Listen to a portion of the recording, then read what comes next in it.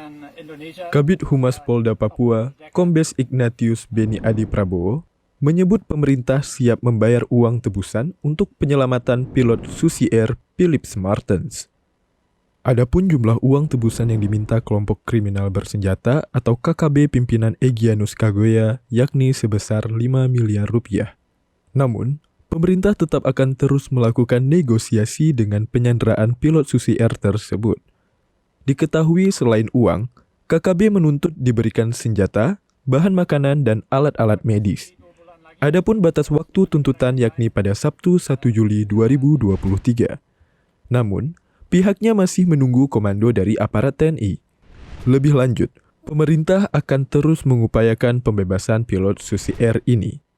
Mengutip tribunpapua.com, batas waktu tuntutan yakni pada Sabtu 1 Juli 2023. Pada hari itu pula, KKB mengancam akan mengeksekusi pilot Susi Air. Namun, pada akhirnya KKB masih memberikan kesempatan dan tak melukai pilot Susi Air. Ketua Dewan Diplomatik dan Urusan Luar Negeri Papua Barat, Akoubu Amatus Dou, menyebut ini adalah simbol KKB berkomitmen untuk melindungi hukum kemanusiaan internasional.